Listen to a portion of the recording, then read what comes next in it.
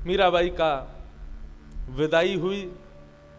जाते समय मां से कहा कि मुझे गिरधर दे दो। मां ने कहा बेटा ले तो जा, लेकिन थोड़ी नाक बचाइयो हमारी, ध्यान रखियो अपना। जो जो यहां किया वो कहीं मत करियो, वहां तो बिल्कुल मत करियो। मीराबाई ले गई। जैसे ही मीराबाई मेवाड़ पहुंची, मेवाड़ में ढोल बजने लगे, नगाड़े बजने लगे, सहनाई बजने लगी। अब महाराज मेड़ता के आगे मेवाड़ तो बहुत बड़ा राज्य था, और वहां के राजकुमार हैं भोजराज, उनका ब्याह हुआ है। ऐसा स्वागत, ऐसा सत्कार कि महाराज ऐसा लग रहा था मानो किसी देवता की पधरामनी हो रही है। मीराबाई पधारी। मीराबाई जैसे ही रथ से नीचे उतर करके प्रवेश करने लगी, भोजराज की एक बहन है, उसका नाम है उदाबाई। उदाबाई का ब्याह तो हो गया था, लेकिन अब कहीं तो ऐसा भाव कहते हैं कि वो विधवा थी, कहीं ऐसा कहते हैं कि उनके पति रहते नहीं थे साथ में, जो भी था। सीधी बात कि वो अपने मायके में ही रहती थी उदाबाई।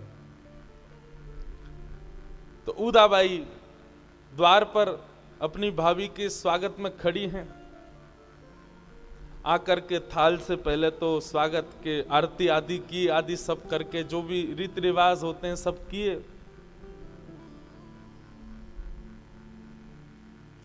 जैसे ही मीराबाई भीतर प्रवेश करने लगी, उदाबाई ने मार्ग रोक दिया। बोले भाभी साहब पहले नेक दो, आपकी ननद हूं, कुछ नेक दो फिर भीतर जाना। मीराबाई सोचने लगी भी इसको क्या नेक दूं मैं। इधर उधर देखने लगी तो उदाबाई अपने आप ही बोली महंगा वाला हार लूंगी मैं, साधारण नहीं चाहिए। महंगा वाला हार जैसे ही सुना, मीराबाई बोली अच्छा महंगा वाला हार चाहिए, हमारे पास है। मीराबाई की एक झोली थी, झोली में से महाराज तुलसी की कंठी माला निकाल करके दे दी, लो महंगा वाला हार, इससे बढ़िया हार नहीं मिलेगा, गले में पहन लो ननद जी, जीवन भर सुखी रहोगी, प्रसन्न रहोगी। तुलसी जिस अंग का स्पर्श कर लेती है उस पांच भौतिक अधम अंग को भी पवित्र बना देती है।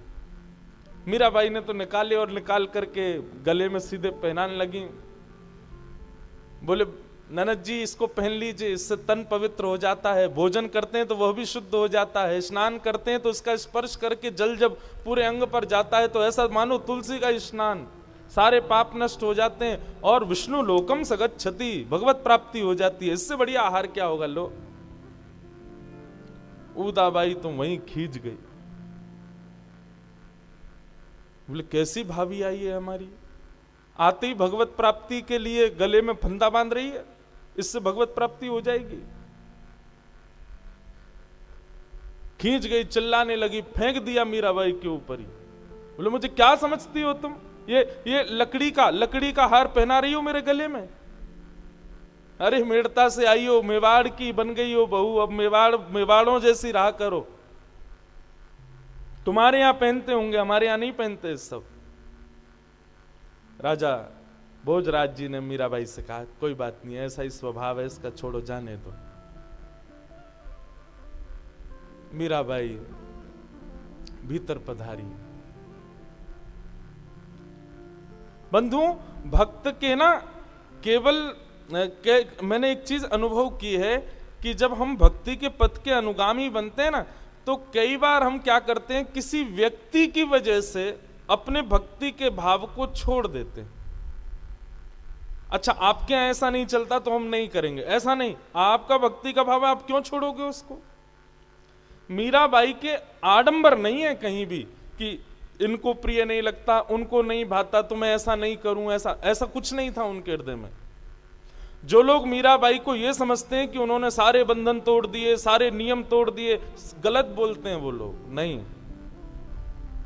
मीराबाई कोई ऐसे हटीली थोड़ी थी।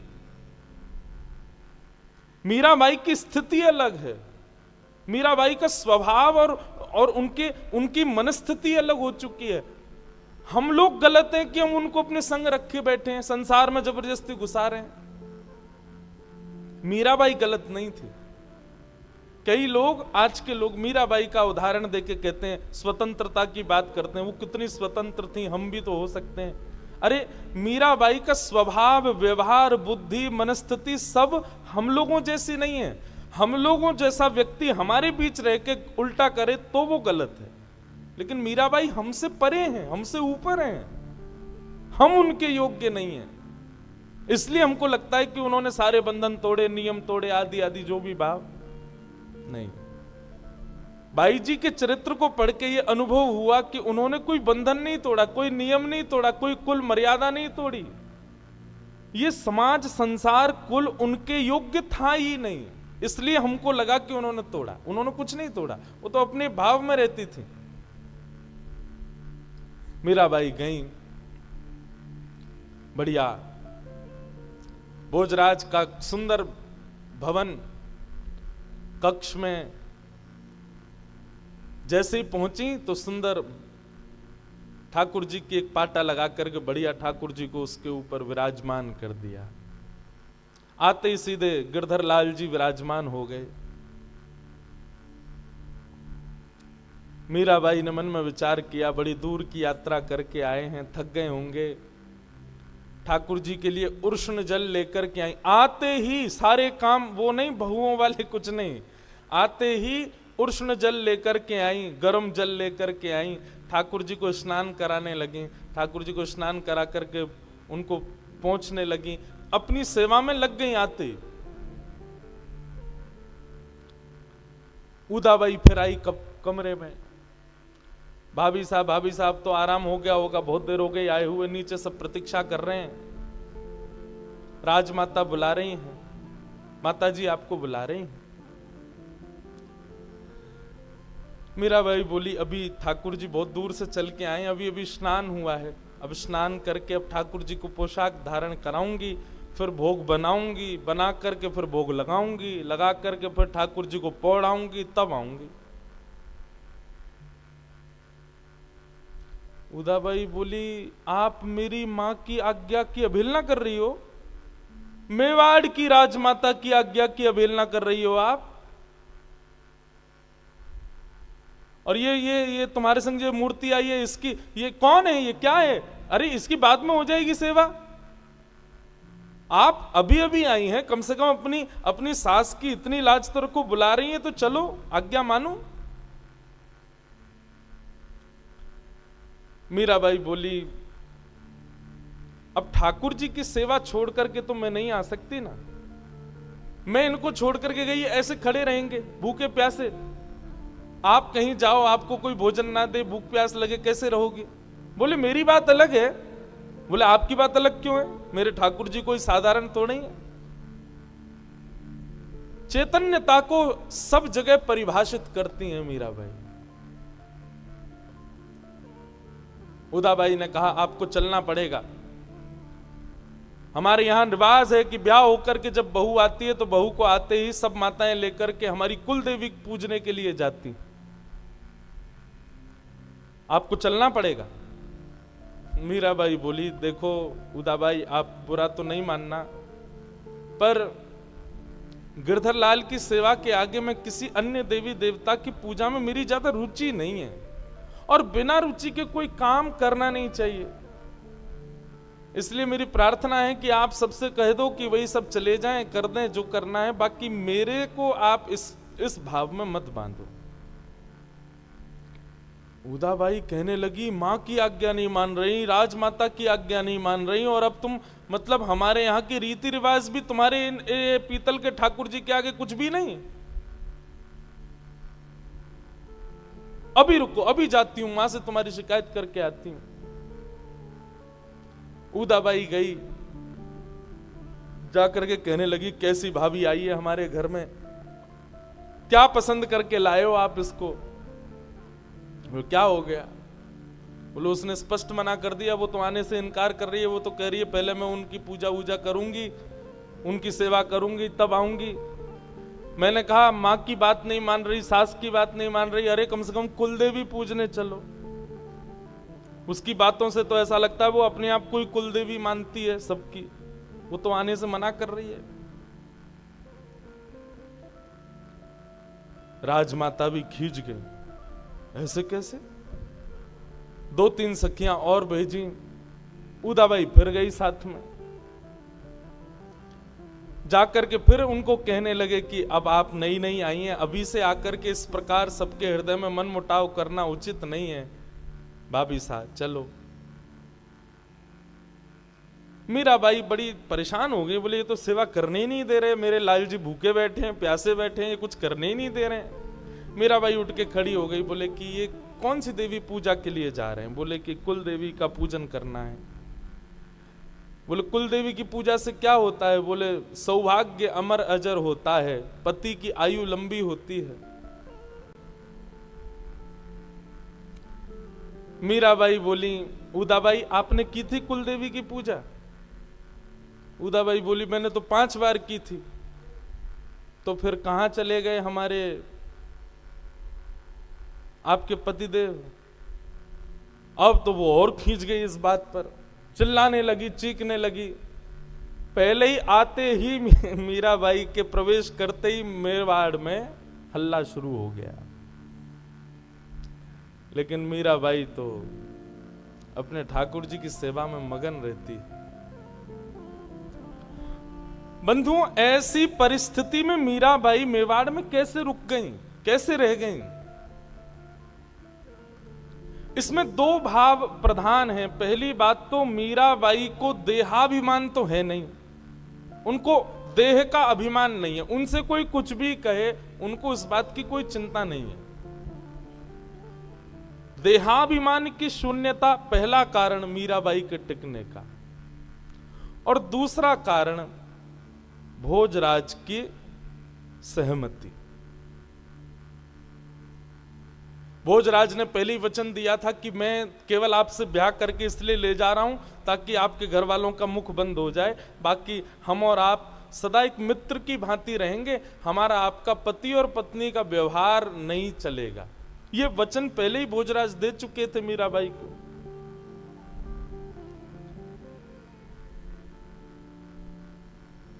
मीराबाई के इन सब भावों से सब दुखी होने लगे।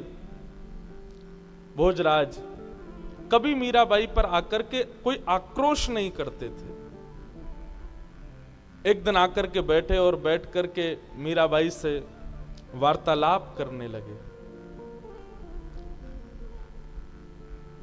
भोजराज ने बात तो शुरू की कि आपने योग की शिक्षा ली है, आपको ध्यान भी आता है, थोड़ा उसके बारे में मुझे बताओ। तो मीराबाई बड़े बड़े प्रवचन सुनाने लगी, भोजराज बैठ के सुनते थे। एक प्रकार से मेवाड़ में मीराबाई को एक श्रोता मिल गया और मीराबाई उन्हीं को चर्चाएं सुनाती थी। पूछते पूछते जब ज्ञान की परिधि भक्ति में पहुंची तो भोजराज ने मीराबाई से पूछ लिया, क्या आपने कभी गिरधर लाल को प्रत्यक्ष देखा है? और ये प्रश्न होते ही मीराबाई के नेत्र बंद हो गए और याद आ गई वो तिथि जिस तिथि में ब्याह हुआ मीराबाई का। वर्णन करने लगी, बोले आपके यहां से मेरे लिए 16 श्रृंगार आए थे, उसमें से तो एक वस्तु भी मैंने धारण नहीं की। मेरा जितना भी श्रृंगार था वो सब द्वारिका से आया था। मैंने अपने विवाह में जो वस्त्र पहने, आभूषण पहने, चूड़े पहने, ये सब द्वारिका से आए थे। और कौन लेके आया? तो मेरी सासू मां देवकी मैया लेके आई थी। भोजराज बैठ करके सुन रहे हैं। मीराबाई बोली, आपको विश्वास नहीं हो तो अभी भी मेरे पास वो पोशाक रखी है, आप कहो तो मैं दिखाऊं? भोजराज बोले दिखाओ। जैसे ही मीराबाई पोशाक लेकर के आई, जिस वस्त्र को धारण करके विवाह हुआ था गिरधर लाल के साथ, सुबह सोती हुई मिली थी, वो पोशाक जैसी खुली, अत्यंत सुगंधी। जैसे ही भोजराज ने उस सुगंध को अनुभव किया, एक अलग देश में मानो पहुंच गए हो, एक अलग भाव में उनकी स्थिति हो गई।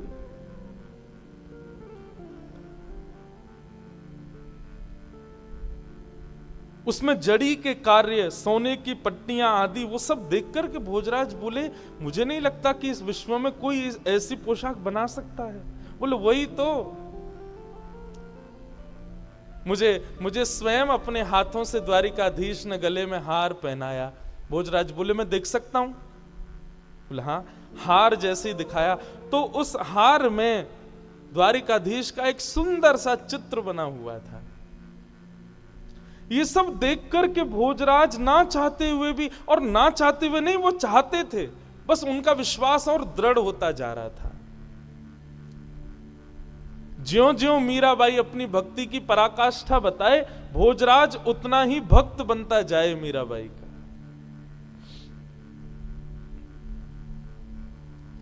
मीराबाई अपना एक एक संस्मरण बता रही, कैसे मेरा हाथ पकड़ा था, कैसे मुझसे फेरे लिए थे, कैसे मेरे मांग में सिंदूर भरा था, कैसे विदाई हो रही थी, कौन रो रहा था, कौन हंस रहा था।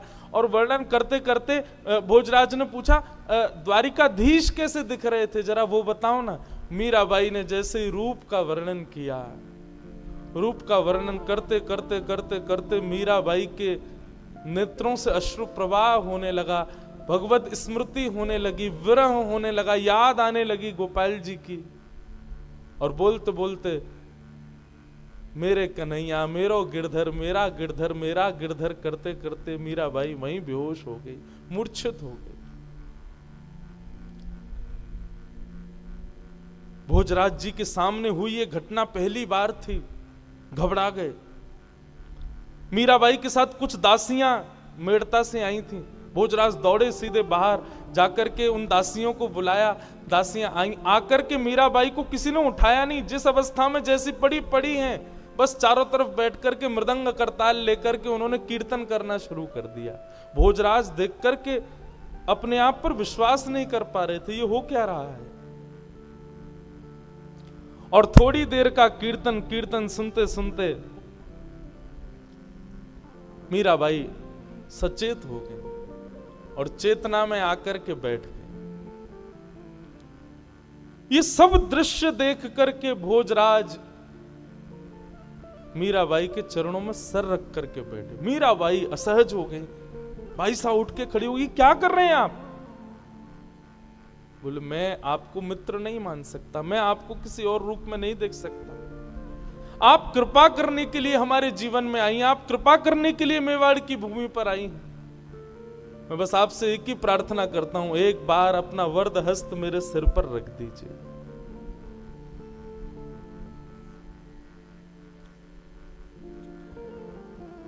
भोजराज की इस स्थिति को देख करके मीराबाई का सहज ही हाथ उनके सिर पर चला गया, और मानो जैसे ही मीराबाई ने स्पर्श किया भोजराज का, एक अद्भुत अनुभूति उनको होने लगी, नेत्र बंद हो गए। एक वीर योद्धा जिसका भक्ति से दूर दूर तक कोई संपर्क नहीं है, जो केवल देवी पूजा करना, मंदिर में जाकर के केवल आरती आदि करने के बाद अपने अपने युद्ध योद्धाओं की क्रियाओं में लग जाने वाले भोजराज आज मीराबाई का स्पर्श पाते ही अचेत हो गए। एक अद्भुत अनुभूति उनको होने लगी। ऐसी भोजराज की स्थिति। भोजराज बोले, मुझसे आपकी तरह गाना तो आता नहीं है, आपकी तरह नृत्य तो मैं कर नहीं सकता, पर फिर भी मैं आपसे प्रार्थना करना चाहता हूं कि मुझे भी कुछ बताइए कि मैं कैसे भक्ति में आगे बढ़ूं। हमारे परिवार में दूर दूर तक ऐसा किसी के हृदय में भाव नहीं है। मैं आपसे प्रार्थना करना चाहता हूं, आप मेरे जीवन में आई हैं, हमारा विवाह संसार के लिए हुआ, लेकिन शायद क्या पता ये संकेत हो, ठाकुर जी चाहते हो कि मैं भी वैष्णव बन जाऊं, कृपा करके मुझे कुछ मार्ग बता दीजिए।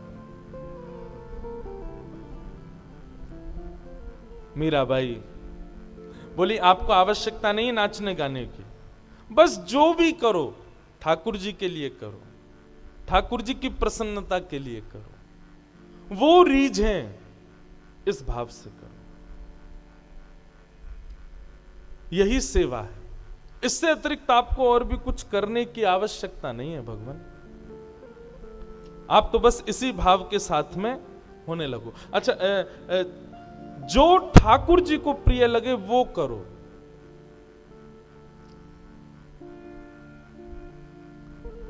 कल कथा में मैंने एक भाव कहा था कि मेवाड़ में श्रीनाथ जी के विराजने के दो कारण हैं। हमारे श्री गोवर्धन नाथ श्रीनाथ जी आज नाथद द्वार में विराजते हैं उदयपुर के पास। दो कारण हैं, पहली तो भक्तिमती मीराबाई और दूसरी अजब कुमारी। अजब कुमारी का चरित्र भी बहुत सुंदर है। अजब कुमारी एक राजवंशीय नारी थी, कन्या थी। ब्रज यात्रा पर जब गई तो ब्रज में भ्रमण करते हुए जब उन्होंने श्री गोवर्धन में गिरिराज जी का दर्शन किया, श्रीनाथ जी का दर्शन किया, गिरधर लाल का दर्शन किया, दर्शन करने के बाद जब वापस लौट करके अपने स्थान पर गई तो ज्यों ज्यों अपने स्थान के समीप पहुंचे, ठाकुर जी से दूर जाएं, त्यों त्यों उनकी विरह वेदना बढ़े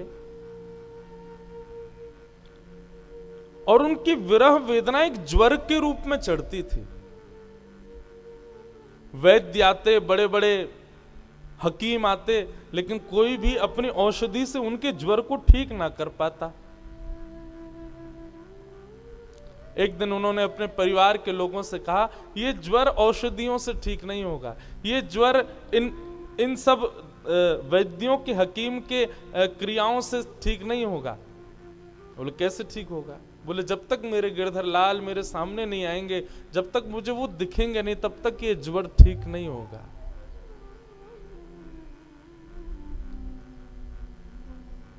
उनके पिता आदि जो राजवंशी थे, सबने कहा देखो हम तुमको दर्शन करने भेज देंगे, लेकिन सदा के लिए तुम ब्रज में रहो, ये आज्ञा तो हम नहीं देंगे।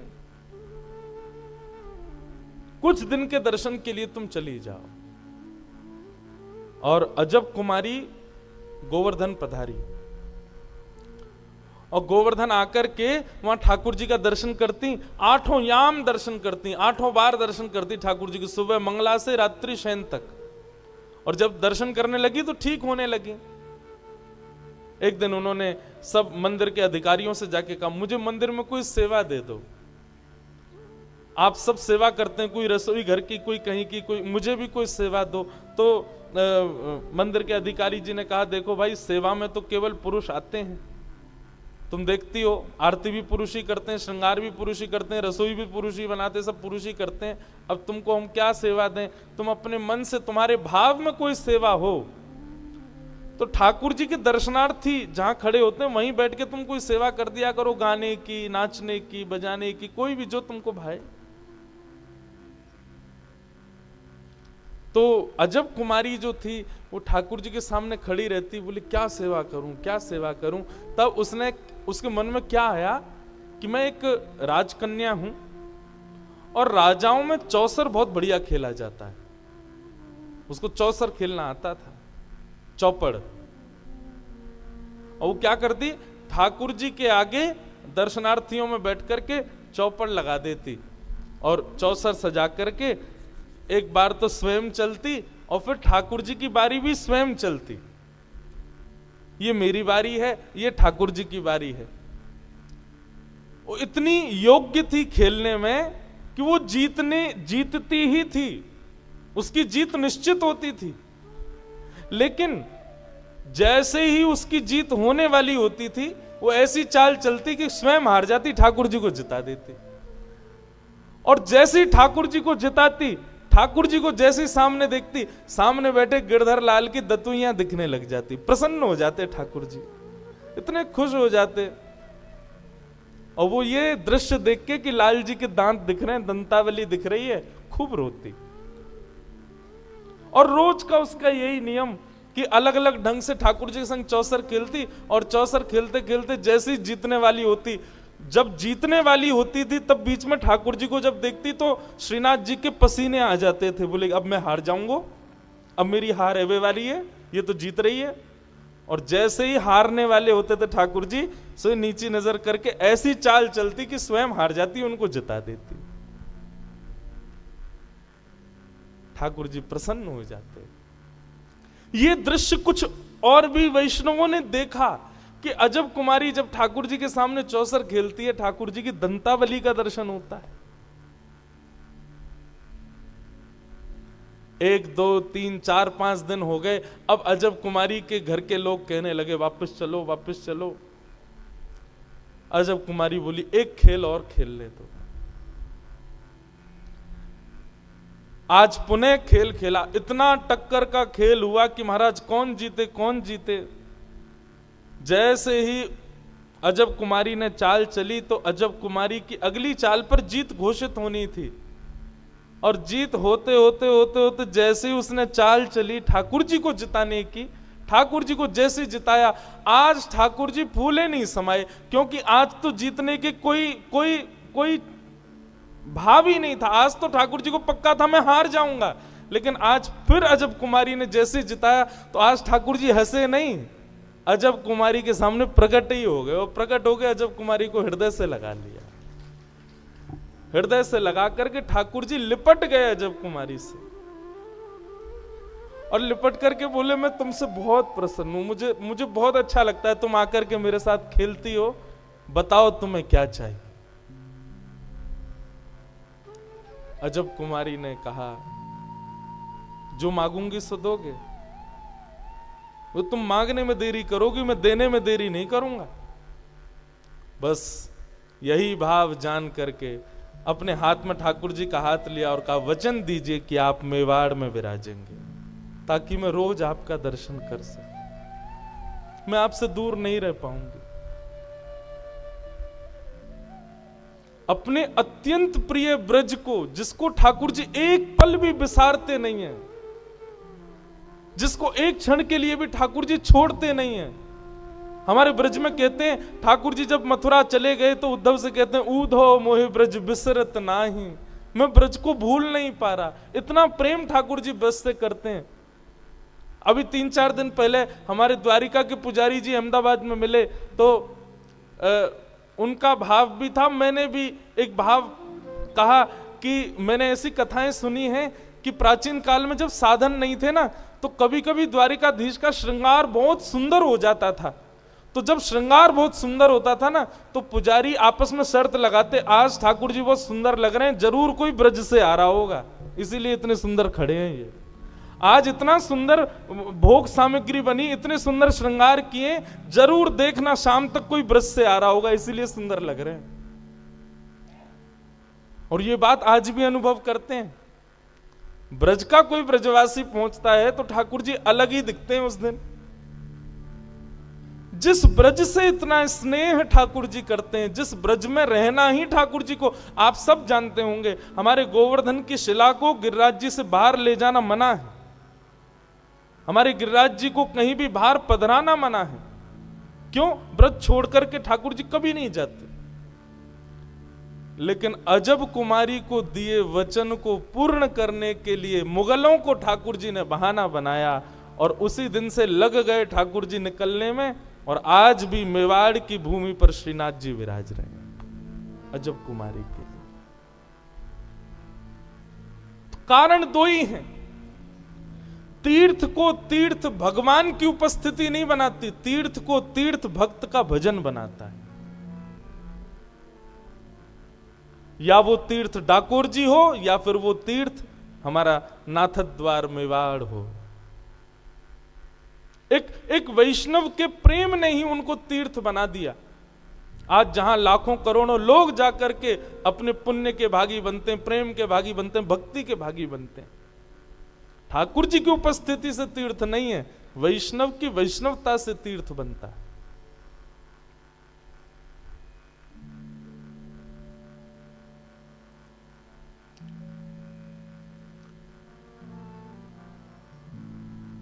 आहा,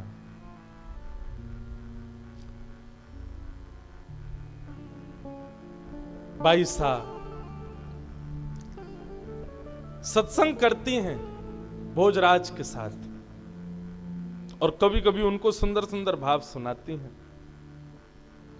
अब कभी भी बाईसा को ठाकुर जी का अनुभव होता है, और जब भी ठाकुर जी का अनुभव होता है तो भोजराज बैठ करके देखते हैं। एक बार तो बंधुओं होली का समय, अर्धरात्रि का समय, अचानक मीराबाई उठ गईं, उठ करके मेरे गिरधर मारो गिरधर मारो गिरधर करके बोलने लगी। इतने में ही भोजराज अचेत हो गए। देखा उठ करके मीराबाई, क्या हुआ? श्वेत वस्त्र पहने मीराबाई ने, नेत्र बंद हैं, शरीर कांप रहा है, ठंडा पड़ गया है पूरा शरीर, और तभी भोजराज ने क्या देखा कि श्वेत वस्त्र मीराबाई के अचानक कहीं पर गुलाल के छींटे पड़े हैं, अचानक ही कहीं पर केसर की बूंद प्रकट हो रही हैं, अचानक ही कहीं पर चंदन की बूंद प्रकट हो जाती हैं। भोजराज ये सब दृश्य देख करके नतमस्तक हो जाते और कभी कभी तो स्वयं को कोसते, मुझे कब अनुभव होगा इनका, मुझे कब अनुभव होंगे ऐसे। ऐसी अनुभूतियां भोजराज को होने लगी और ज्यों ज्यों ये अनुभूतियां बढ़ने लगी त्यों त्यों भोजराज की भक्ति मीराबाई के चरणों में बढ़ने लगी। अब तो वो इसी भाव से मीराबाई के साथ रहने लगे। एक दिन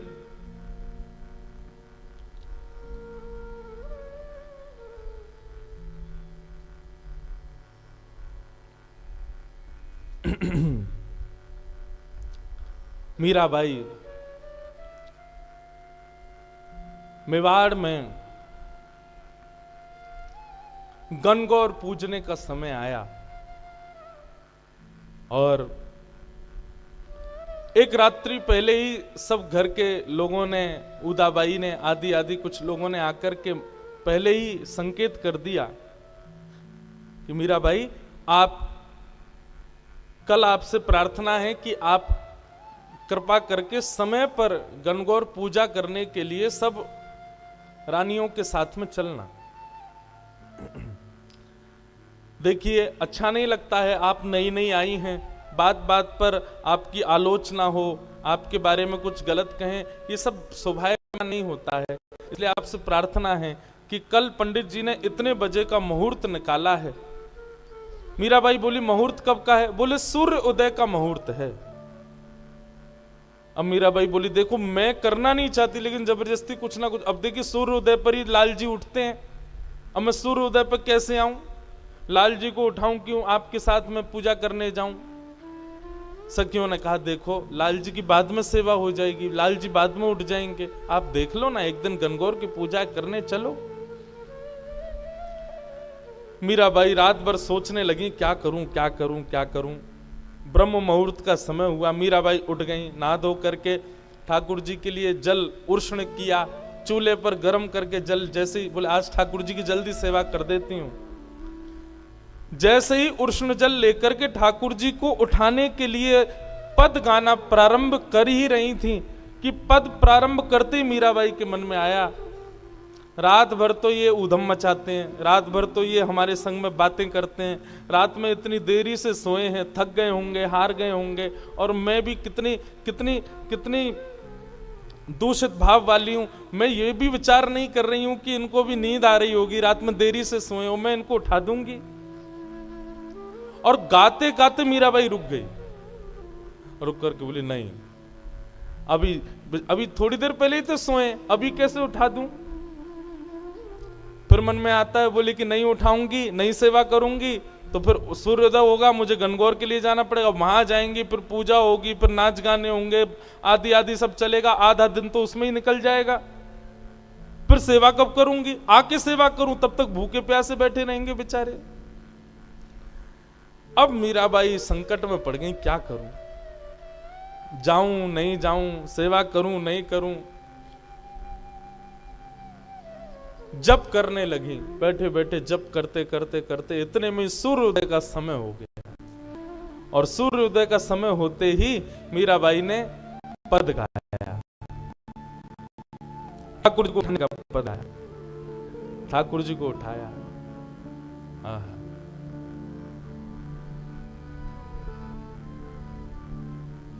उठाने का पद गाया। मोहन जागिए बलि जई है, लाला जाग रे बलि जई, तेरे कारण श्याम सुंदर मैं नई मुरलिया लई,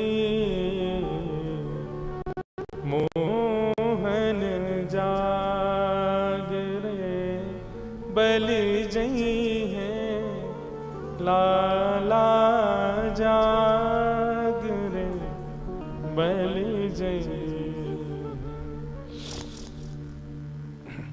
उठा दिया ठाकुर जी को, और जैसे ही ठाकुर जी उठा करके बिठाए सिंहासन पर, जय हो मेरे प्यारे गिरधर लाल, भोग लगाने लगी। इतने में ही सखियां आ गई, उदाबाई सब आ गई, बोले चलो गणगौर का समय हो गया।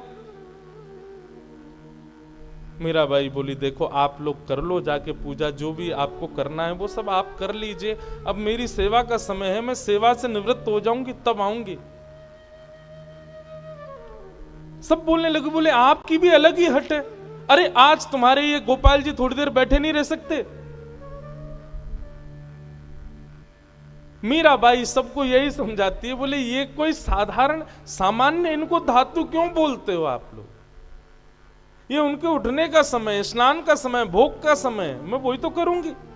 और आपको ज्यादा ही गणगौर पूजने की वो भाव है, आप लोग जाइए जाकर के पूज लीजिए, मैं सेवा से निवृत्त होकर मैं पूज लूंगी, पूजने को मना नहीं है, पर अभी तो मैं सेवा करूं। बोली असमय में पूजने से अपशगुन होता है। मीराबाई बोली आप लोग समय पे पूज लीजिए, आपका सगुन हो जाएगा, अपशगुन मेरा होगा, मैं सह लूंगी। उदाबाई ने कहा अपशगुन पे पूजने जाओगी, तुम्हारा अपशगुन नहीं होगा, तुम्हारे बींद यानी कि हमारे भैया का अपशगुन होगा, उनके जीवन पर अकाल पड़ेगा, उनके जीवन के साथ खिलवाड़ होगा। गलत समय पर पूजा करने से पति के जीवन का ह्रास होता है। मीराबाई बोली लो कर लो बात, यहां पर भी मेरी बात ही सिद्ध होगी। क्यों? क्योंकि मेरे पति तो अजर अमर हैं, उन पर काल का प्रभाव नहीं होता, काल उनके वश में रहता है, काल का प्रभाव उनके ऊपर नहीं होता। मैं चाहे कभी भी पूजा करूं, मेरे पति परमेश्वर तो सदा अजर अमर रहेंगे। ऐसे वर को वरे जो जन्म और मर जाए, बलहारी गिरधर की जासो चुड़लो अमर है जाए। मेरे पति तो ऐसे हैं जिनसे मेरे कभी मांग का सिंदूर, गले का मंगलसूत्र, हाथ की चूड़ियां कभी नहीं टूटेंगी। मेरे पति तो ऐसे हैं, तो मुझे असमय में पूजा करने से कोई दिक्कत नहीं। उदाबाई खींच गई, बोले अच्छा तो फिर क्यों ब्याह किया ये हमारे भैया से, क्यों ब्याह किया? जब उनको पति नहीं मानती हो तो यही तुम्हारे पति हैं, क्यों ब्याह करके आई हो उनके साथ? हमने देखा भी है, तुम उनके समीप भी नहीं बैठती हो, उनसे बातें भी नहीं करती हो, आदि आदि सब बातें उदाबाई कहने लगी। क्यों हमारे वंश में आ गई हो सबका सर्वनाश करने के लिए? मीराबाई बोली इतनी दिक्कत है मुझसे और मेरे सब भाव से, तो भैया राजवंश में परंपरा है, अनेक बहु पत्नियां धारण कर सकता है एक राजा। आप अपने भैया का सुंदर सुशीला गुणवान किसी राजकन्या से एक और ब्याह करा दो। उदाबाई बोली यही तो तुम्हारी चालाकी में समझना सुनना चाह रही थी। धन खर्च हो हमारा, रहो महल में हमारे यहां, अपने ठाकुर जी की सेवा में सामग्री प्रयोग करो हमारी, और जब गृहस्थाश्रम की बात आए तो भैया ब्याह कर लें किसी और से। ऐसी बातें शोभा नहीं देती। मीराबाई के इन सब हठप्रद भावों से पूरा परिवार दुखी रहने लगा, और परिवार भी दुखी नहीं था। भोजराज तो बड़े प्रसन्न थे, राजा महाराजा तो घर की कुछ जैसे ननद हो गई, सास हो गई, आदि आदि, ये सब बड़ी दुखी रहती थी, कुछ भी नहीं करती हैं ऐसा। मीराबाई का भाव केवल इतना था, वो जब ठाकुर जी की सेवा से निवृत्त होती थी तब सब करती थी, सास को भी प्रणाम, ननद को भी पूछना, सबको भोजन कराना आदि सब। लेकिन जब ठाकुर जी की सेवा का समय, उस समय ब्रह्मा भी आ जाए तो बीच में उठ करके नहीं जाती थी, और इसी बात से सब चिढ़ जाते थे। सब ने जाकर के एक दिन उदाबाई ने भोजराज से जाकर के शिकायत कर दी, बोले ऐसी बिंदड़ी आई है तुम्हारी, किसी की सुनती नहीं, मानती नहीं, अपने अपने भाव पूर्ण करती है केवल।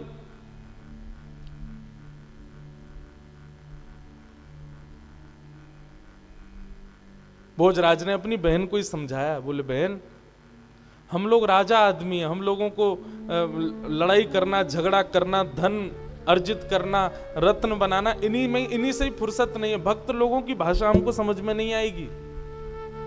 मीरा भक्त है, वैष्णव है, उसके भक्ति भाव में उसको लगे रहने दो। हमारे तुम्हारे विषय से परे है उसके भाव। इसलिए बहन मैं भी कहूंगा कि तुम भी ज्यादा मत पढ़ा करो, उसको करने दिया करो जो उसका भाव हो। उदाबाई बोली खुद हमारे पति की भी बुद्धि पर कुछ टोना कर दिया इसने, हमारे भैया की बुद्धि पर भी कुछ टोना कर दिया, वे भी कुछ नहीं समझ रहे बात को।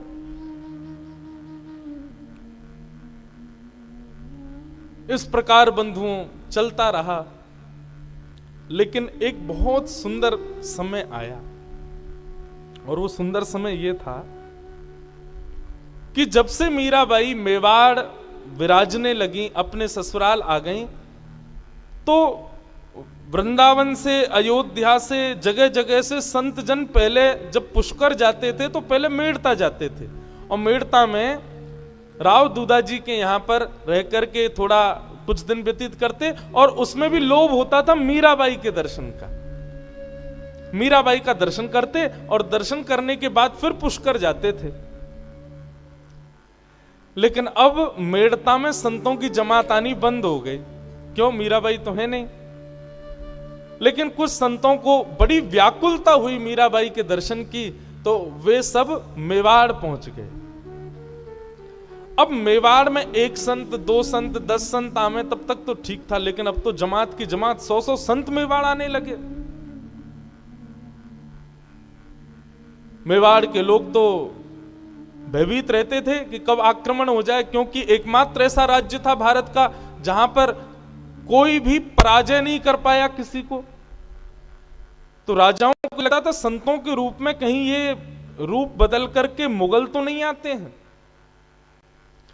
इसलिए जितने भी संत मेवाड़ आते थे उनके साथ में अनुचित व्यवहार किया जाता था, ताकि ये दोबारा ना आवे। और मेवाड़ में एक आध मंदिर था थोड़ी दूरी पर, वहीं उनको वहीं तक सीमित रखा जाता था, कहीं से भी वो राजभवन के पास ना पहुंचे, ऐसी व्यवस्था देखी जाती थी। अब राजभवन में मीराबाई, उनके दर्शन के लिए तो आते ही थे सब। तो मीराबाई को जब ये बात खबर पता चली कि संत जन आते हैं, तो मीराबाई राजभवन की एक अटारी पर कभी कभी जाकर के खड़ी हो जाती और वहीं से ही संतों के ऊपर पुष्प वर्षा करती, वहीं से ही उनकी आरती करती, वहीं से ही दंडवत प्रणाम करती, संतों का सम्मान कर देती और संतों को मीराबाई का दर्शन हो जाता है। भोजराज ने जब ये बात भोजराज जी को पता चली, तो भोजराज ने जाकर के संतों से पूछा कि आप सब वैष्णव हैं, संत जन हैं, तीर्थों में भगवत दर्शन करने जाते हैं, आप मेवाड़ क्यों आते हो? और मैंने जैसा देखा कि हमारे यहाँ की प्रजा आपका ज्यादा सम्मान नहीं करती, आपका अपमान कर देती है, फिर भी आप मेवाड़ आते हो। संतों ने बहुत सुंदर बात कही। बोले कि राजा भोज, हम वैष्णव संत जन पहले मेड़ता जाया करते थे, वहां तो मीराबाई का सहज दर्शन होता था। तो मीराबाई के दर्शन से प्रभाव ये होता था कि हमारे चित्त में भजन की और ऊर्जा प्रकट होती थी, भगवत स्मरण करने के और ज्यादा भाव प्रकट होते थे। लेकिन जब से मेड़ता से मीराबाई चली गई, हमारे हृदय में कभी कभी भावना होती है कि हम अपने भजन को और थोड़ा दीर्घ करें। मेड़ता जाते हैं तो वहां मीराबाई मिलती नहीं, इसलिए हम लोग मेवाड़ आते हैं ताकि यहां आकर के मीराबाई का दर्शन करें, और दर्शन करते हमारा भजन बढ़े। संतों का भजन बढ़ता था मीराबाई का दर्शन करके। भोजराज जी ने यह भाव जाकर के राजा कुंभा को बताई, भोजराज जी के पिताजी। और कुंभा जी ने जब ये बात सुनी, तो भोजराज जी और कुंभा जी दोनों के भाव से मेवाड़ में एक मंदिर बनाया गया, राजभवन से थोड़ी दूरी पर। और मंदिर बना करके संतों के लिए विशेष उपस्थिति वहां हो, संतों की व्यवस्था हो, संतों का आगमन होता रहे, ऐसा भाव वहां पर व्यवस्थित किया। अब तो मेवाड़ में भी सत्संग शुरू हो गए, मेवाड़ में भी संतों का आना शुरू, कथाएं प्रवचन होना शुरू हो गया। लेकिन संत जन तो प्रतीक्षा करते थे कि मीराबाई आवे, उनके दर्शन हो। अब मेवाड़ में तो राजकन्या बाहर नहीं जाती, राजा की पत्नी बाहर नहीं जाती। तो भोजराज जी ने उसकी भी व्यवस्था की कि सुबह शाम थोड़ी थोड़ी देर के लिए मीराबाई वहां जाने लगी, तो संतों को भी दर्शन होने लगे। तो जो भोजराज जी की पहले से मनस्थिति थी कि मेवाड़ में संतों का आगमन हो, मेवाड़ भी भक्तिमय भूमि बने, वो अब बनने लगी थी। एक मंदिर का निर्माण हो चुका था। मीराबाई समय समय पर वहां जाती और जाकर के संतों के बीच में आनंद करती थी। इस प्रकार सब चल ही रहा था कि तीज का दिन आया, और तीज के दिन सब लोग अपने अपनी व्यवस्थाओं अनुसार जैसा उत्सव मनाना चाहिए सब लोग कर रहे थे। मीराबाई अपने ठाकुर जी की सेवा कर रही थी, और सेवा करते करते करते करते ठाकुर जी प्रत्यक्ष प्रकट हो गए मीराबाई के सामने। जैसे ही प्रत्यक्ष प्रकट हुए, अब तो आते ही थे ठाकुर जी, कभी कभी अनुभव किया कराया करते थे, परंतु विवाह के पश्चात आज ठाकुर जी का आगमन जब हुआ, मीराबाई तो व्याकुल हो गई, नाचने लगी, गाने लगी, सखियों से कहने लगी मंगल वाद्य बजाओ, आनंद करो सब लोग। सब जगह आनंद की लहर मीराबाई के पूरे भवन में होने लगी।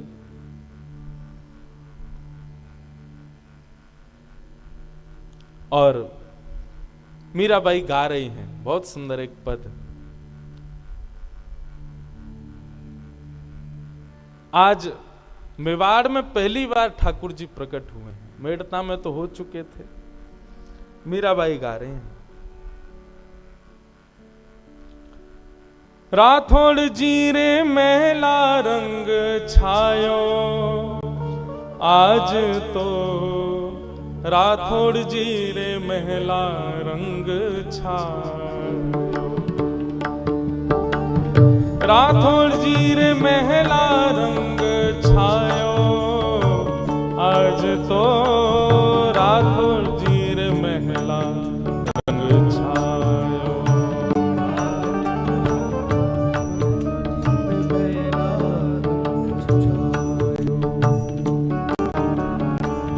आज तो मेड़ती जी रे महला रंग छायो, आज तो राठौड़ जी रे महला रंग छायो, आज तो मेड़ती जी रे महला रंग छायो, आज तो राठौड़ जी रे महला रंग छायो।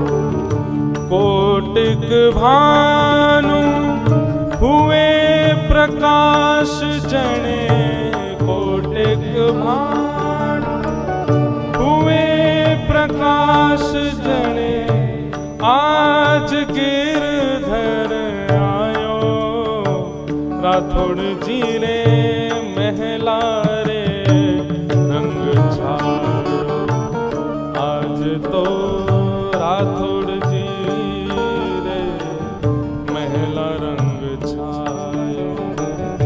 सुर नर मुनि जन ध्यान धरत हैं, सुर नर मुनि जन ध्यान धरत हैं, वेद पुराणन गायो,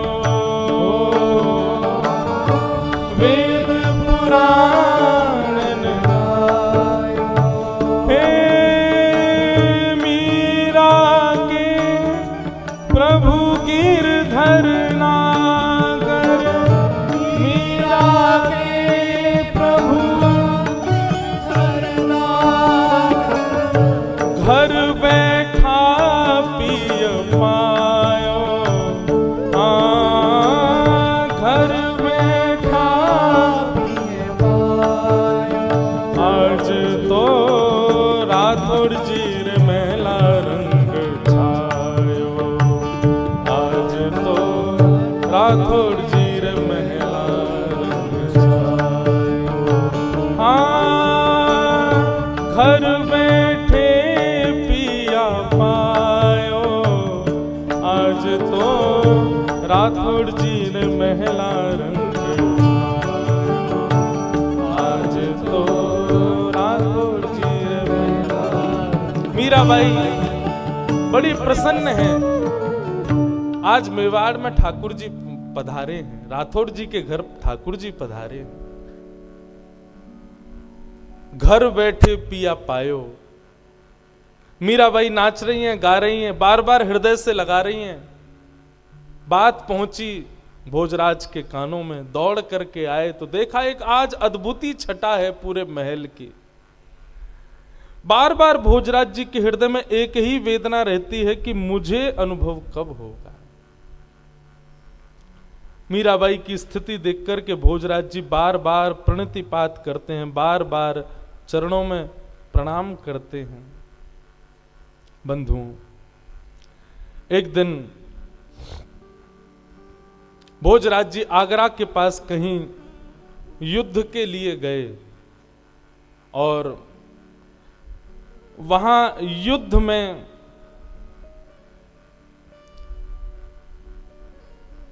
बहुत गहरी चोट लगने की वजह से भोजराज जी जख्मी हो गए। जब उनको लाया गया वापस मेवाड़, वैद्यों ने चिकित्सा की, खूब औषधियां प्रदान की, लेकिन वैद्य जान गए थे कि विषैला बाण लगा है, जिसकी वजह से अब भोजराज जी शायद बहुत लंबे समय तक जीवित नहीं रह पाएंगे। भोजराज जी को चोट लगी, लेकिन ताने सब कसने लगे मीराबाई पे। बोले इसी की वजह से ही हुआ है। देवी पूजा करने से इनकार कर दिया, गणगौर पूजा करने से इनकार कर दिया, ये कर दिया, वो कर दिया, आदि आदि सब बातें कहने लगे। परंतु भोजराज जी जानते हैं कि मीराबाई का ऐसा कोई भाव नहीं है। आज भोजराज जी अपने पूरे तन पर औषधियों का लेप लगाए शयन कक्ष में पौड़े हैं। मीराबाई आकर के समीप बैठी हैं। बंधु, आज तक भोजराज जी ने स्पर्श तक नहीं किया मीराबाई का। मीराबाई आकर के समीप बैठी, घावों को देखने लगी। भोजराज जी बोले आप इस समय अपने लाल जी की सेवा में ही रहें। अच्छा, मीराबाई सेवा फिर भी समय से ही कर रही थी। भोजराज जी यहाँ पर पीड़ित पड़े, उससे भी कोई ऐसा नहीं कि वो सेवा में गई हूं, अब भी अपनी सेवा में ही लगी हुई हैं। परंतु आज समय जान करके भोजराज जी के पास आई और आकर के उनके घावों को देखने लगी। बोले मेरे गिरधर लाल सब मंगल करेंगे, आप चिंता मत करना। बंधुओं, भोजराज जी को देखते देखते नेत्रों में आंसू आने लगे। मीराबाई बोली आप रुदन क्यों कर रही हो? तो भोजराज जी बोले मैं बस आपसे एक प्रार्थना करना चाहता हूं। बोले बताइए। अब मेरे जीवन के ज्यादा दिन शेष नहीं बचे हैं। आपका और मेरा संग भी अब कुछ ही दिनों का कह लूं या कुछ क्षणों का, कभी भी मेरे प्राण निकल सकते हैं। मीराबाई बोली ऐसा मत कहिए, आप मेरे सखा हैं। बोले सखत्व तो पहले ही खत्म हो चुका, आप मेरी गुरु हूं, मैं आपका शिष्य हूं, परंतु मैं अपने शिष्यत्व का निर्वहन नहीं कर पाया। अपने जीवन में गुरु की आज्ञा की कोई भी भाव का मैं पालन नहीं कर पाया हूं। पर मैं आपसे एक बात कहना चाहता हूं, मेरे जीवन के कुछ समय शेष रह गए, मुझ पर कृपा कीजिए। मीराबाई बोली आज्ञा करें, आप क्या चाहते हैं? भोजराज जी के नेत्रों से आंसू गिरने लगे और कहने लगे मुझे गिरधर का साक्षात दर्शन कब होगा? मुझे उनका साक्षात दर्शन कब होगा? अगर मुझे दर्शन नहीं हुआ और मैंने प्राण त्याग दिए तो मुझे लगेगा कि मैंने आपसे विवाह क्यों किया, क्यों लेके आया आपको मेड़ता से मेवाड़। मेरा आपका विवाह इस शर्त पर हुआ था कि सबके मुंह बंद हो जाएंगे, सब जो आपके पीछे पड़े हैं, और आपके पक्ष में तो ऐसा हो जाएगा कि सब कहना बंद कर देंगे, और मेरे पक्ष में ऐसा होगा कि मेवाड़ में भक्ति प्रकट होगी, मेवाड़ में संतों का आगमन होगा। भक्ति प्रकट हो गई, संतों का आगमन भी हो गया, लेकिन मुझे भगवत दर्शन नहीं हुआ। मीरा भाई, आप बुरा नहीं मानिएगा, पर जब रात में आपकी स्थिति देखता हूं ना, मैं मुझे कभी कभी ईर्ष्या होती है आपसे, ये कृपा मुझ पर क्यों नहीं होती।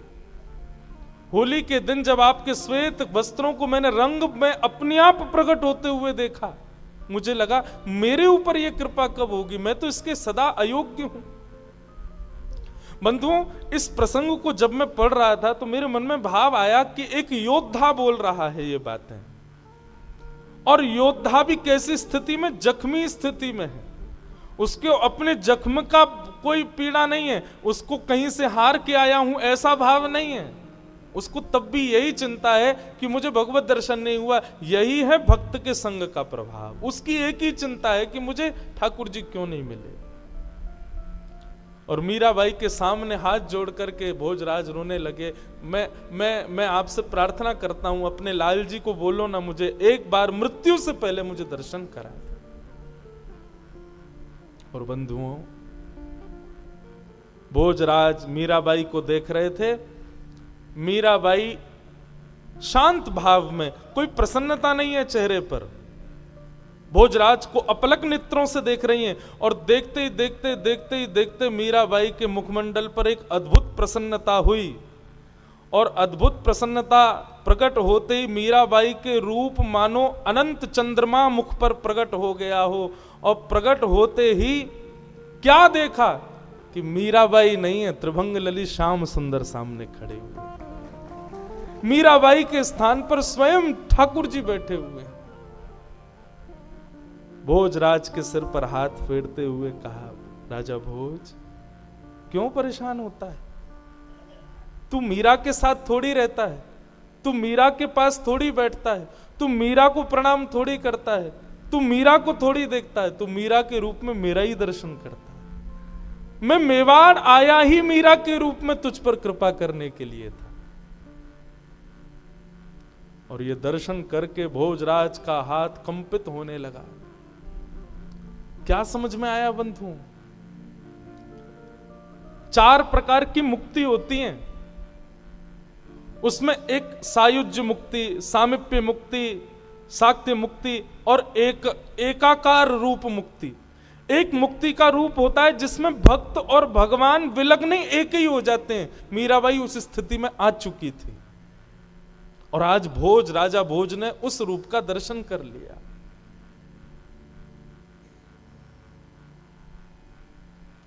कटाक्ष नेत्र, सुंदर नासिका, अधर बिंब, जैसा मीराबाई वर्णन करती थी, गिरधरलाल ऐसे हैं, ऐसे हैं, ऐसे हैं, वो सारा दर्शन मीराबाई के रूप में भोज को होने लगा। भगवान, मुझसे कोई अपराध तो नहीं बनाना। मुझे बार बार ऐसा मन में आता है कि मैंने मीरा के साथ कुछ अपराध किया। मैंने कोई अपराध तो नहीं किया ना? ठाकुर जी बोले, कोई अपराध नहीं किया, सब मेरी इच्छा से हो रहा है। राजन, तुम चिंता मत करो, अब तुम्हें मेरा दर्शन हो गया, अपनी शंका का समाधान दूर हो गया। अब तुम सहजता पूर्वक अपने कर्तव्य से निर्वहित होकर मेरी प्राप्ति कर लो। और ऐसा दर्शन होते ही ठाकुर जी अंतर ध्यान हो गए, पुनश्च मीराबाई प्रकट हो गई।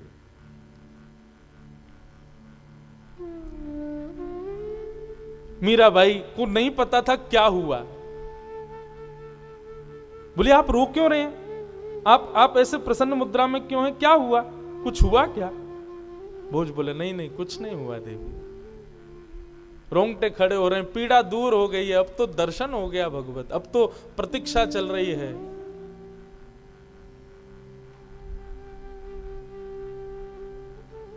रात्रि का समय, मीराबाई गिरधर लाल के कक्ष में सोई है। भोजराज रात भर अचेत अवस्था में बस वही छवि का बार बार अनुभव कर रहे हैं। सांवली सूरत, मोहिनी मूरत, पीतांबरी पहने, चंदन की सुगंधी। इतने में ही अचानक मीराबाई के साथ में कुछ ठाकुर जी की विरह वेदना हुई। हाँ, प्रसंग में आता है कि एक दो दिन बाद भोजराज को जब दर्शन हुए, उसके एक दो दिन बाद अक्षय तृतीया का समय आया, मतलब जिस दिन मीराबाई का ब्याह हुआ था, एक वर्ष पूर्ण हुआ। और उस दिन मीराबाई बड़ी बेचैन घूम रही थी सुबह से, क्योंकि मेवाड़ में तो सब लोग बधाइयां गा रहे थे कि आज राजा भोज के वर्षगांठ है, लेकिन भोज तो अपने बिस्तर पर अचेत अवस्था में पड़े थे। लेकिन मीराबाई बड़ी विचलित, क्यों? वर्षगांठ तो मेरी भी है, लेकिन अभी तक ठाकुर जी आए नहीं है। सुबह से प्रतीक्षा कर रही है, ठाकुर जी नहीं आए। अर्धरात्रि का समय हुआ, व्याकुल हो गई मीरा। थोड़ी देर के लिए ठाकुर जी ने दर्शन दिया और अंतर ध्यान हो गए। इतने में ही इतनी व्याकुल हुई मीरा कि हाँ नाथ, हाँ प्राणनाथ, हाँ प्राणनाथ, हाँ गोपाल, हाँ गिरधर कहती कहती भोजराज के कक्ष में आ गई। भोजराज जी ने जैसे मीराबाई को देखा तो क्या देखा कि मीराबाई दौड़ करके अटारी की ओर जा रही है, जिस अटारी के नीचे, अथाह नीचे, केवल और केवल पहाड़ों की माला है। मानो मीराबाई वहां से विरह वेदना में इतनी उन्मत्त हो गई है कि अपने प्राण त्यागने के लिए जा रही है। दौड़ती आई मीराबाई को देख करके भोजराज जी ने मन में सोचा, अब सखियों को बुलाऊं, किसको कैसे कैसे रोकूं मीराबाई को, वो तो भावावेश में है। जैसे मीराबाई पहुंची अताड़ी पर और एक चरण बाहर किया ही था, भोजराज जी दौड़ करके गए और मीराबाई को अपने अंक में भर लिया, भर करके नीचे उतारा। और नीचे उतारते ही भोजराज जी दूर हो गए और आत्मग्लानि करने लगे, मैंने अपराध कर दिया, मैंने अपराध कर दिया, मैंने अपराध कर दिया, मैंने वचन दिया था कभी स्पर्श नहीं करूंगा, ये मैंने क्या कर दिया। और इसी आत्मग्लानि में रुदन करने लगे। मीराबाई अचेत अवस्था में पड़ी हैं, भोजराज नीचे चरणों में बैठे हैं मीराबाई के।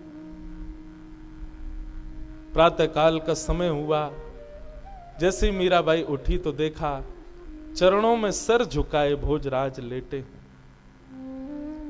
तुरंत उठ करके सहज हुई।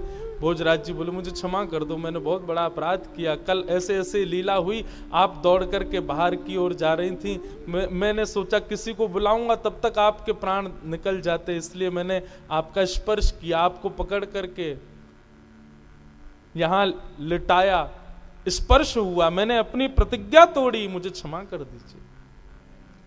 मीराबाई बोली, आपने मेरे प्राणों की रक्षा की, और प्राणों की रक्षा करने में यदि प्रतिज्ञा को सर्वोपरि माना जाए तो अपराध है, पर प्राणों की रक्षा के लिए अगर प्रतिज्ञा तोड़ दी जाए तो उसमें कोई अपराध नहीं। आप चिंतित मत हो। भोजराज जी जब से मीराबाई का स्पर्श उनको प्राप्त हुआ, तब से उनको ठाकुर जी अब सहज दिखने लगे। मतलब मानो ये लीला हुई ही इसीलिए थी कि भोजराज का अंतिम समय समीप आए और उसके चित्त में मेरी स्मृति बने, उसके लिए मीरा का स्पर्श आवश्यक है। अब तो भोजराज जी नेत्र बंद करते हैं और उनको श्याम सुंदरी दिखते हैं। आज पता नहीं क्यों मीराबाई ने 16 श्रृंगार किया और 16 श्रृंगार करके भोजराज जी के पास आकर के बैठी। भोजराज जी मीराबाई को देखने लगे, कभी तो मीरा दिखें, कभी श्याम सुंदर दिखें, मीरा दिखें, श्याम सुंदर दिखें। और देखते देखते देखते भोजराज जी ने हाथ जोड़ लिए, मीरा गोपाल, मीरा गोपाल, मीरा गोपाल, मीरा गोपाल, मीरा गोपाल। मीरा गोपाल की धुन गाते गाते, कीर्तन करते करते भोजराज जी के प्राण निकल गए। पूरे मेवाड़ में मानो जैसे पहाड़ टूट पड़ा हो संकट का।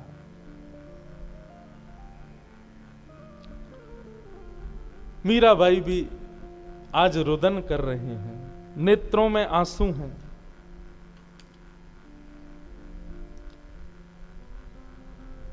क्यों? एक सत्संगी मित्र चला गया छोड़ करके। परिवार के जनों ने आकर के फिर मीराबाई को ही कोसा।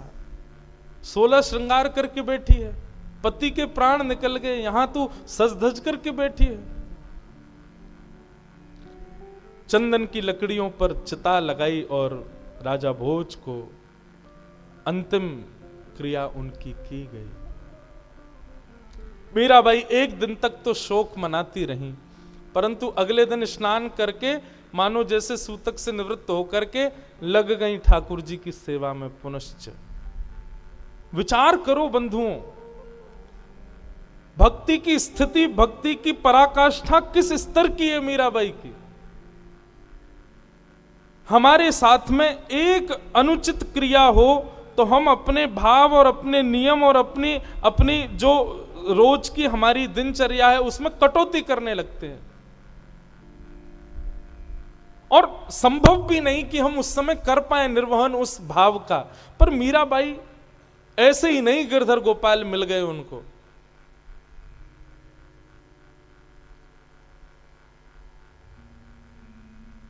जिस स्थिति में वो हैं, जिस भाव में वो रहती हैं, वो साधारण नहीं है।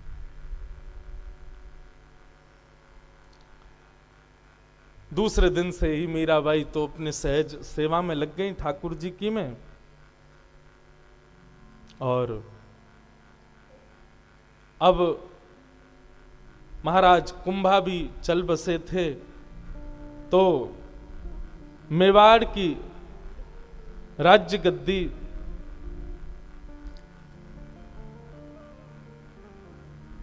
छोटे भाई को प्रदान कर दी गई, और उदाबाई और विक्रमादित्य राजा अब मेवाड़ के राजा हैं। वे ही अब मेवाड़ को संभालते हैं। मीराबाई तो बस अपने गोपाल जी की सेवा में, गिरधर की सेवा में सदा मग्न रहती हैं। जब से विक्रमादित्य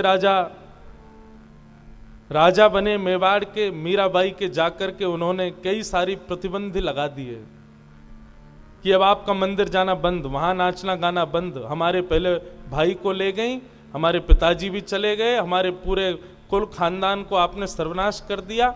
आपको जो करना है महल के भीतर रह करके करिए, अब आप बाहर आना जाना बंद कर दीजिए। मीराबाई बोली, मुझे रोक लो, मेरे ठाकुर जी को थोड़ी रोक पाओगे। ठाकुर जी तो खूब आएंगे, खूब जाएंगे, वे तो खूब कृपा करेंगे, मुझे कोई आवश्यकता नहीं बाहर जाने की, मेरे तो ठाकुर जी भीतर ही आ जाएंगे। और मीराबाई लगी अपने ठाकुर जी की सेवा। ज्यों ज्यों संकट बढ़ते जा रहे हैं, त्यों त्यों मीराबाई की भक्ति और पुष्ट होती जा रही है।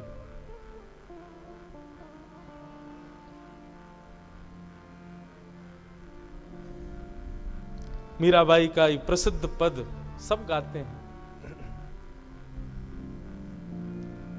मेरे तो गिरधर गोपाल। कोई आकर के कहता, हे मीराबाई, आपको कभी स्मृति नहीं होती भोजराज की? अच्छा, इस बीच में बंधुओं एक बात और हुई कि मीराबाई की जन्मदात्री मां के भी प्राण निकल गए। मीराबाई ने उस दिन भी केवल जन्मदात्री मां को याद किया, खूब रोई, लाल जी से बोली, मेरी मैया को सदगति देना। मेरे सुख के लिए बहुत विचार करती थी, मैं खुश रहूं, मैं प्रसन्न रहूं, ऐसा भाव करती थी। और तो और मुझे मेरे बींद से मिलाने वाली मेरी मैया ही तो थी। पहली बार उन्होंने ही तो बताया था कि तुम मेरे पति हो, इसलिए मेरी मां पर कृपा करना। ये सब स्थितियां देख करके कोई सामान्य व्यक्ति पागल ही समझता था मीराबाई को। वो कहते, तुमको अपनी मां की याद नहीं आती, अपने पति के बारे में कभी चिंतन नहीं होता, ये सब बातें तुम्हारे हृदय में क्यों नहीं आती? तुम किसको अपना मानती हो? मेरे तो गिरधर गोपाल, मेरे तो मेरे तो गिरधर गोपाल।